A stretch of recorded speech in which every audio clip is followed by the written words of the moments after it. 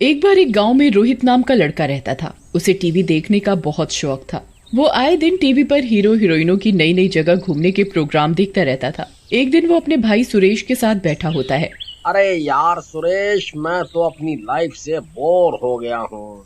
रोज वही झंडू की तरह उठो, फिर वही रोज रोज के काम।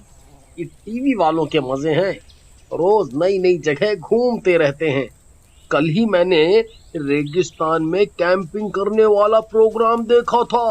क्या मस्त प्रोग्राम था। मेरा तो मन किया कि टीवी के अंदर से वहां पहुंच जाऊं और मजे करूं। कह तो सही रहे हो भैया, लेकिन अपने हिटलर बापू को देखा है? पॉकेट मनी भी गिन गिन कर देते हैं। घूमने के लिए पैसा क्या खाक देंगे?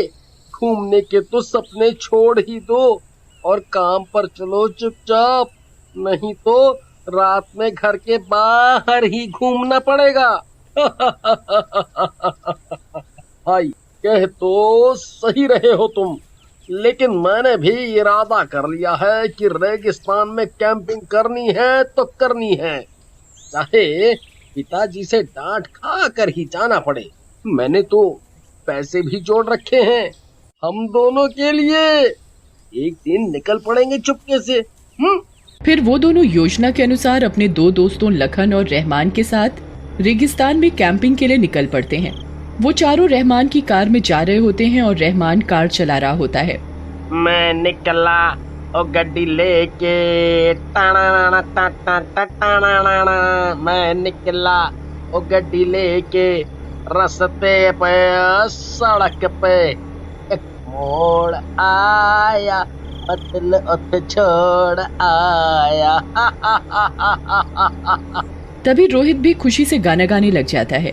पापा कहते थे बड़ा नाम करेगा, बेटा हमारा ऐसा काम करेगा, लेकिन हमारी मंजिल है रेगिस्तान में। इस तरह वो गाना गाते और हंसी खुशी रेगिस्तान में पहुंच जाते हैं। रेगिस्तान देखकर चारों दंग रह जाते हैं। वाह मेरे हुकुम के इक्के, क्या मस्त जगह लाया है। मजा ही आ गया। तेरे को तो मैं गधा समझता था, लेकिन तू तो बहुत होशियार निकला। मजा आ गया। ऐसा कहकर वो चारों हंसते हुए एक टेंट बना लेते हैं और आग जला लेते हैं। थोड़ी देर बाद वो लोग खाना खाकर सोने के लिए टेंट के अंदर जाते हैं। तभी उन्हें किसी के चलने की आवाज सुनाई देती है और कोई आवाज दे रहा होता है, चले जाओ यहाँ से, तुम लोग मेरी शांति भंग कर रहे हो, चले जाओ, मुझे शोर शराबा पसंद नहीं है, चले जाओ। अरे भाई लोगों, तुमने किसी के चलने और बोलने की आवाजें सुनी? सही है, हम ही मिले सुबह से। चल चुपचाप सो जा। आवाजें सुनी? कोई नहीं है भाई, कान बज रहे हैं तेरे। इसके बाद वो चारों हंसते हुए फिर से लेट जाते हैं, लेकिन लखन को नींद नहीं आती। वो टेंट से बाहर निकलता है और एक टॉर्च लेकर बाहर आता है। उसके सामने एक औरत पीठ करके बैठी होती है। उसके बड़े लंबे और काले बाल होते हैं जो कि जमीन में फैले होते हैं। लखन उसे आवाज मारता है, कौन कौन हो तुम और यहाँ हमारे टेंट के पास क्या कर रही हो? लेकिन वो औरत अपना मुंह घुमाती है और हंसने लग जाती है। उसका मुंह बहुत ही डरावना होता है। लखन बहुत डर जाता है और अपने दोस्तों को आवाज लगाता है, लेकिन उसके मुंह से कोई आवाज नहीं निकलती। चुड़ैल लखन की गर्दन पकड़कर उखाड़ देती है और उसका सिर अपने हाथ में पकड़ लेती है और खाने लग जाती है। स्वागत है हमारे रेगिस्तान में।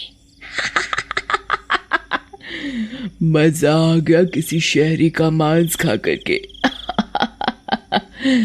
अभी 3 और बचे हैं। उधर रात में लखन को अपने पास ना पाकर रोहित उठ जाता है और बाकी के दोनों सुरेश और रहमान को भी उठाता है। अरे उठो दोनों, कुंभकर्ण की तरह सो रहे हो। लखन गायब है टेंट से। अरे गया होगा कहीं कहीं, सो जा यार। क्या बात कर रहा है रहमान भाई, वो अकेले में जाकर सुसु नहीं कर सकता है, और तू कह रहा है यहीं कहीं होगा। चल बाहर चलकर देखते हैं। सुरेश की बात सुनकर तीनों टेंट से बाहर निकलते हैं और लखन को ढूंढने लगते हैं, लेकिन उन्हें लखन कहीं नहीं मिलता। तभी रोहित बोलता है, यार ऐसे तो लखन नहीं मिलेगा, पता नहीं कहाँ चला गया है। क्यों ना हम तीनों अलग अलग हो जाएं और फिर लखन को ढूंढे। ऐसा करने से वो जल्दी मिल जाएगा। चुड़ैल ऊपर उड़कर उनकी बातें सुन रही होती है। अलग होना चाहते हो? जाओ, वैसे भी तुम सब बहुत जल्दी अलग ही होने वाले हो। फिर वो तीनों दोस्त अलग हो जाते हैं और लखन को ढूंढने लगते हैं। ये नास मिटा लखन मिल जाए, मैं इसकी टांगे तोड़ दूंगा। इतना घुमा रहा है रात में, हद हो गई। तभी उसके सामने चुड़ैल आ जाती है। उसके हाथों में लखन की टांगे होती हैं, जिसे देखकर रहमान घबरा जाता है। कौन हो तुम? मैं तेरे इन सवालों का जवाब देना पसंद नहीं करती। अभी तो मुझे अपनी भूख की चिंता है। ऐसा कहकर चुड़ैल रहमान को भी मार देती है और उसका सिर खा जाती है। उधर रोहित और सुरेश लखन को काफी ढूंढते हैं और ना मिलने पर दोनों वापस टेंट के पास आ जाते हैं। भाई तुझे मिला क्या लखन?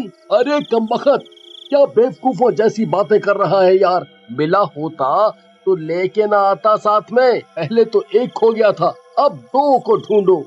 ये रहमान भी गायब है।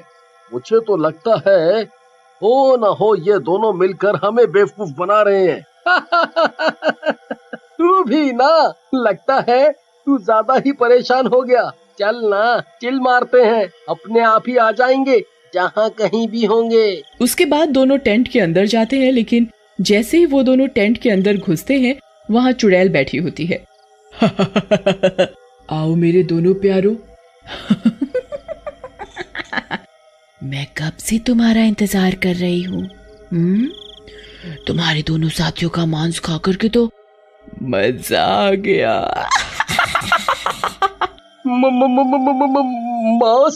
मांस खा करके मतलब क्या है? क्या किया तुमने हमारे दोस्तों के साथ? और कौन हो तुम? मैं इस रेगिस्तान की रानी हूँ। तुम लोगों ने यहाँ आकर मेरी शांति भंग की है। अब तो तुम मर के ही इस रेगिस्तान से बाहर जा पाओगे। रोहित और सुरेश टेंट से निकलकर भागने लगते हैं। भाग ले भाई, जान बचाकर, वरना ये चुड़ैल तो इस रेगिस्तान में ही अपनी समाधि बना देगी। भागो रे भागो, अपनी जान बचाकर भागो। सही कह रहे हो भैया, ये चुड़ैल तो हमारे पीछे आ गई।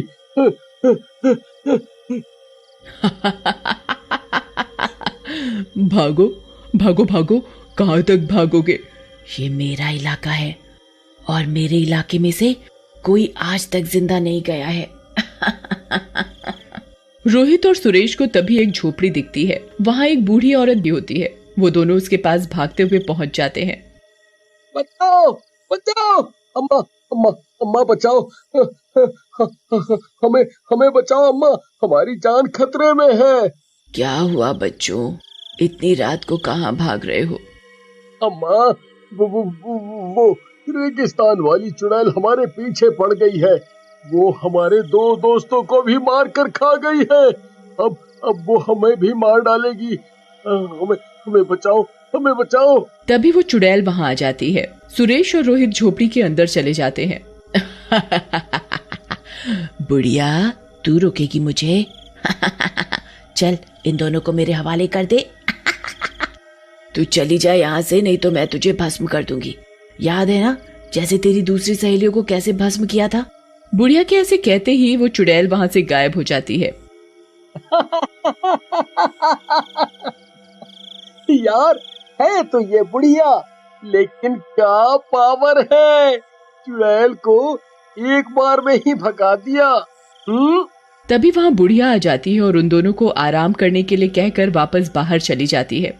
सुरेश और रोहित भी वहाँ लेट जाते हैं, लेकिन थोड़ी देर बाद उन्हें किसी के बात करने की आवाजें आती हैं और वो दोनों बाहर झांकते हैं। चुड़ैल बुढ़िया से डर रही होती है। तेरे से एक काम भी नहीं होता ठीक से, पता है ना इस घर के आगे से हमारी शक्ति नहीं है, जो भी हमारा घर पार कर लेगा उसका हम कुछ भी नहीं बिगाड़ पाएंगे। आज मैं ना होती तो ये दोनों शिकार हाथ से निकल जाते। भाई अब तो हम बुरी तरह फंस चुके हैं, ये चुड़ैलें हमें जिंदा नहीं छोड़ेगी, अब हम क्या करें? भाई मैं तो कहता हूँ बाहर चलते हैं और कोशिश करते हैं, मरना तो है ही। ऐसा कहकर सुरेश और रोहित बाहर आ जाते हैं। बुढ़िया उन्हें देखकर हंसने लगती है। तो तुम दोनों को हमारी असलियत का पता चल गया। चलो अच्छा है, चैन की मौत मरोगे।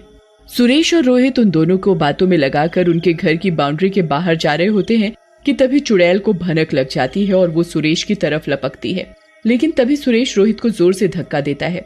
रोहित खतरे की सीमा से बाहर दूर जाकर गिरता है। चुड़ैलो,